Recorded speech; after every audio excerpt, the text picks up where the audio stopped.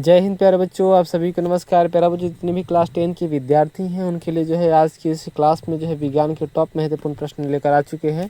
ऐसे प्रश्न जो आपके एग्जाम में बार बार पूछे जाते हैं, तो क्लास को एंड तक देखिएगा। चलिए क्लास को स्टार्ट करते हैं। इसका PDF चाहिए तो आपको जो है डिस्क्रिप्शन बॉक्स में व्हाट्सएप ग्रुप का लिंक मिल जाएगा, वहाँ से जाकर लिंक पर विजिट करिए और व्हाट्सएप ग्रुप में जुड़ जाइए। वहाँ पर आपको फ्री ऑफ कॉस्ट PDF मिल जाएगा। ठीक है, तो स्टार्ट करते हैं। सबसे पहला प्रश्न आपसे पूछा गया है कि वास्तविक वस्तु का आभासी प्रतिबिंब बनता है, बताइए किस में बनता है। तो वास्तविक वस्तु का आभासी प्रतिबिंब जो है साथियों किस दर्पण में बनता है। तो याद रखिएगा, इस प्रश्न का सही जो आंसर होगा ना, बिल्कुल आपका ऑप्शन नंबर ए हो जाएगा कि समतल दर्पण में। किसमें? समतल दर्पण में बनता है। ठीक है, अगला प्रश्न आपसे पूछा जा रहा है, दूसरा नंबर क्वेश्चन कि डायप्टर उस लेंस की क्षमता होती है जिसकी फोकस दूरी क्या होनी चाहिए। बताइए जिसकी फोकस दूरी जो है क्या होनी चाहिए। याद रखिएगा 1 मीटर होनी चाहिए, नहीं कि 1 मीटर होता है। ऑप्शन नंबर क्या हो जाएगा? डी बिल्कुल सही आंसर। अगला क्वेश्चन आपसे पूछा गया है, किसी लेंस के बाहर की ओर उभरे दो गोलीय पृष्ठ हो तो उसे हम क्या कहेंगे। देखिए इस तरीके से लेंस हो साथियों, किस तरीके से, ध्यान दीजिए, इस तरीके से कुछ लेंस हो तो उसे हम क्या कहते हैं। उससे हम साथियों कहते हैं उत्तल लेंस। कौन सा लेंस कहते हैं? तो उत्तल लेंस। यहाँ करें कि लेंस के बाहरी की ओर क्या है, उभरा हो दो गोलीय पृष्ठ को हम क्या कहते हैं, तो उत्तल लेंस। याद रखिएगा, और इस तरीके से रहे तो क्या कहेंगे उसको, अवतल लेंस। कौन सा लेंस? अवतल लेंस कहेंगे। याद रखिएगा। चलिए अगला क्वेश्चन देखिए, अगला प्रश्न आपसे पूछा गया है। अगला क्वेश्चन प्रश्न है कि कौन रंग जिसका खतरे का सिग्नल उपलब्ध। बताइए खतरे के सिग्नल में कौन सा रंग का उपयोग हम लोग करते हैं। तो याद रखिएगा लाल रंग। कौन सा रंग? लाल रंग हो जाएगा। ऑप्शन नंबर सी बिल्कुल सही आंसर। अगला क्वेश्चन है कि प्रकाश के किस रंग के लिए तरंगदैर्घ्य सबसे अधिकतम होता है। बताइए प्रकाश के किस रंग के लिए तरंगदैर्घ्य जो है साथियों अधिकतम होता है। तो याद रखिएगा किसका होता है, लाल का। किसका? लाल का। बिल्कुल ऑप्शन नंबर सी बिल्कुल सही आंसर हो जाएगा। ठीक है, लाल का तरंगदैर्घ्य अधिक होता है। प्रश्न के निकट दिशा दूर करने के लिए कौन सा लेंस का व्यवहार होता है। बताइए निकट में कौन सा लेंस होगा, बताओ। तो याद रखना निकट में अवतल लेंस। निकट में अवतल। अच्छा चलो उत्तल जान लो, उत्तल कब होगा, तो जब दूर दृष्टि होता है ना, दूर दृष्टि, तो कौन सा लेंस लगता है, बताओ कौन सा लेंस। तो लगता है उत्तल लेंस। ठीक है, उत्तल लेंस। और निकट हुआ तो अवतल लेंस। याद रहेगा। चलो अगला क्वेश्चन देखो, अगला प्रश्न आपसे पूछा गया 7 नंबर प्रश्न।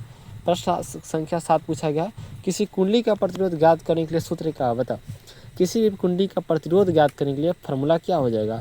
तो यह हो जाएगा आपका ऑप्शन नंबर बी, यानी कि आर बराबर क्या हो जाएगा, आर बराबर वी बटा आई। वी बराबर बटा आई। ऑप्शन नंबर क्या हो जाएगा, बी बिल्कुल सही आंसर हो जाएगा। ठीक है, चलो अगला क्वेश्चन देख लो। अगला क्वेश्चन, धातु में धारावाहक होते हैं। बताइए धातुओं में धारावाहक कैसे होते हैं। तो याद रखिएगा ये मुक्त इलेक्ट्रॉन से, किससे? मुक्त इलेक्ट्रॉन होते हैं। ऑप्शन नंबर बी सही आंसर। अगला क्वेश्चन, परिपथ में विद्युत धारा की माप किससे की जाती है। बताइए परिपथ में जो है विद्युत धारा जो होता है उसकी माप किससे की जाती है। तो याद रखिएगा माप जो साथियों ना ए मीटर से। किससे?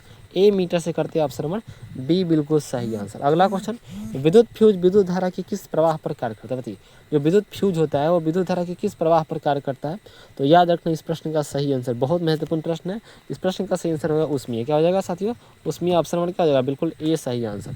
अगला क्वेश्चन देखिए, अगला क्वेश्चन प्रश्न है कि बैटरी से किस प्रकार की धारा प्राप्त होती है। तो याद रखो दोस्तों, बैटरी से दृष्टि धारा। बैटरी से कौन सी धारा, तो बैटरी से दृष्टि धारा प्राप्त होती है। याद रखिएगा। चलिए अगला क्वेश्चन, अगला प्रश्न आपका देखिए 12 नंबर क्वेश्चन है, निम्नलिखित में कौन जैव मात्रा ऊर्जा स्रोत का उदाहरण नहीं है।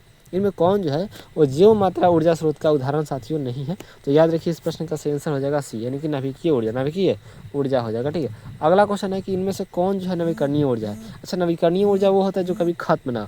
तो देखो इसमें कौन खत्म नहीं होगा, कभी पेट्रोल सौर ऊर्जा जो है ना वो कभी खत्म नहीं होगा। तो ऑप्शन क्या हो जाएगा, सी बिल्कुल सही आंसर हो जाएगा। ठीक है, हो जाएगा ना। चलो अगला क्वेश्चन देखो, प्रश्न है कि इनमें कौन अवकारक है। इसमें से कौन जो है अवकारक है। तो अवकारक क्या हो जाएगा, H2 क्या हो जाएगा, इसमें से अवकारक हो जाएगा। H2 क्या हो जाएगा, अवकारक हो जाएगा। ठीक है, क्वेश्चन अगला है 15 नंबर कि निम्नलिखित में से पीएच का कौन सा क्षारक विलयन का मान देता है। बताइए क्षारक विलयन का मान कौन देता है। तो कौन देता है जी, इनमें क्या हो जाएगा 13 क्या हो जाएगा क्षार, 7 क्या देगा उदासीन, और 7 से कम क्या देगा अम्ल, 7 से कम क्या देगा अम्ल, और 7 क्या देगा उदासीन, और क्षारक कौन देगा 7 से ज़्यादा, यानी कि 13 हो सकता है इसमें।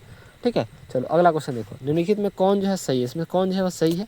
तो याद रखो इस प्रश्न का सही आंसर होना साथियों, देखो समीकरण बी आपको देखा, समीकरण बी है। देखो यहाँ देखो ऑप्शन बी जो है बिल्कुल आपका सही आंसर हो जाएगा। ठीक है, अगला क्वेश्चन देखिए, अगला क्वेश्चन कि लिटमस रंजक बैंगनी रंग का होता है जो निकाला जाता है। बताइए किससे निकाला जाता है। तो याद रखिए इस प्रश्न का सही आंसर हो जाएगा लाइकेन से। किससे, लाइकेन से निकाला जाता है। ऑप्शन नंबर ए बिल्कुल सही आंसर। ठीक है, चलो अगला क्वेश्चन याद करो कि शुष्क बुझा हुआ चना पर क्लोरीन गैस की क्रिया से कौन सा पदार्थ बनता है। तो क्लोरीन गैस की क्रिया से कौन सा पदार्थ बनता है। तो याद रखियो ये व्यंजक चूर्ण बनता है। क्या बनता है, व्यंजक चूर्ण। Option number A. अगला क्वेश्चन सोडियम क्लोराइड का पीएच मान लगभग कितना होता है बताओ। सोडियम क्लोराइड का पीएच मान पूछा गया आपसे तो याद रखिएगा 14 होता है। कितना होता है? 14 होता है, ठीक है ना।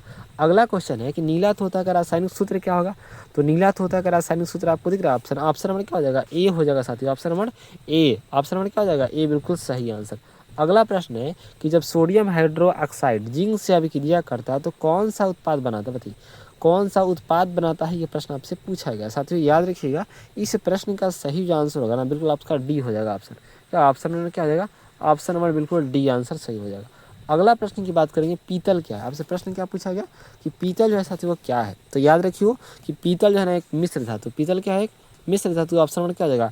बिल्कुल ऑप्शन नंबर आपका सी बिल्कुल सही आंसर साथियों हो जाएगा, ऑप्शन नंबर सी। अगला क्वेश्चन आपसे पूछा गया है कि ब्रोमीन अधातु की अवस्था होती है, ब्रोमीन अधातु की अवस्था जो है साथियों कैसी होती है। तो याद रखना इस प्रश्न का सही आंसर ऑप्शन नंबर सी हो जाएगा, द्रव। कैसी होती है? तो द्रव अवस्था होती है। अगला प्रश्न की तरफ चलते हैं। अगला क्वेश्चन 24 नंबर कि निम्न में से किस हाइड्रोकार्बन के 3 अबंध है। बताइए इनमें से किसके जो है हाइड्रोकार्बन के 3 अबंध है। तो यहाँ देखिए ऑप्शन नंबर आपका बी दिख रहा है। किसके? ऑप्शन नंबर बी देखिए आपका, सॉरी ऑप्शन नंबर सी देखिए, ऑप्शन नंबर सी। अच्छा सी या डी दोनों हो सकता है ना, दोनों ऑप्शन क्या है? सेम ही है। तो ऑप्शन सी या डी, ऑप्शन नंबर सी या डी मानिए, ठीक है। 24 का ऑप्शन थोड़ा सेम हो गया है दोनों, तो सी या क्या बोल सकते हैं? डी बोल सकते हैं, ठीक है ना। ऑप्शन नंबर बिल्कुल सही आंसर हो जाएगा। अगला क्वेश्चन देखिए, अगला क्वेश्चन चीनी का रासायनिक सूत्र आपसे पूछा गया है। चीनी का रासायनिक सूत्र क्या होता है? इसमें देखिए चीनी का रासायनिक सूत्र होता है जो है C12 SA22 और O11, यही ना होता है चीनी का रासायनिक सूत्र। ऑप्शन नंबर सी हो जाएगा। अगला प्रश्न देखो, प्रश्न है कि हीलियम परमाणु के बाहरी कक्षा में कितने इलेक्ट्रॉन रहते हैं। तो जो हीलियम परमाणु के बाहरी कक्षा में कितने इलेक्ट्रॉन होते हैं? तो याद रखना प्रश्न का सही आंसर बी होगा, 2 होते हैं। कितने होते हैं? 2। अगला क्वेश्चन देखो, प्रश्न की स्वपोषी पोषण के लिए आवश्यक है। तो स्वपोषी पोषण के लिए जो है क्या आवश्यक है बताइए। तो इस प्रश्न का सही जो आंसर होगा ना ऑप्शन डी हो जाएंगे। देखिए CO2 भी चाहिए, क्लोरोफिल भी चाहिए और सौर ऊर्जा भी चाहिए, इनमें से सभी आंसर बिल्कुल सही हो जाएगा। अगला क्वेश्चन देखिए, प्रश्न है कि कवक में पोषण की कौन सी विधि पाई जाती है। बताइए। तो साथियों याद रखना कि कवक में जो है ना पोषण की कौन सी विधि पाई जाती है। तो उसमें पाई जाती है मृतजीवी। कौन सी मृतजीवी विधि पाई जाती है, ठीक है ना। अगला प्रश्न की तरफ चलते हैं। अगला क्वेश्चन देखिए, अगला क्वेश्चन आपका है प्रश्न की क्लोरोफिल वर्णक का रंग कैसा होता है। क्लोरोफिल वर्णक का रंग जो है वो कैसा होता है। तो इस प्रश्न का सही आंसर ऑप्शन ए हो जाएगा, हरा होता है। कैसा होता है? तो हरा होता है, ठीक है ना। अगला क्वेश्चन देखो, प्रश्न है कि पाइरुवेट के विखंडन से यह कार्बन डाइऑक्साइड जल तथा ऊर्जा देता है, यह क्रिया किस में होती है। बताइए। ये क्रिया साथियों याद रखना माइटोकॉन्ड्रिया में ये क्रियाएं होती है, ठीक है। माइटोकॉन्ड्रिया में ये क्रियाएं होती है, ठीक है। तो आज के लिए बस इतना ही। आप बताइए कि 30 प्रश्नों में से आपका जो है कितना प्रश्न जो है सही था, ठीक है। आपको कमेंट में बताना है। और इसका PDF चाहिए, बोर्ड PDF, तो आप जो है जल्दी से व्हाट्सएप ग्रुप में जुड़ जाइए। डेली क्लासेस आपको 8 बजे मिल जाएंगे। थैंक्स फॉर वॉचिंग, सभी को जय हिंद।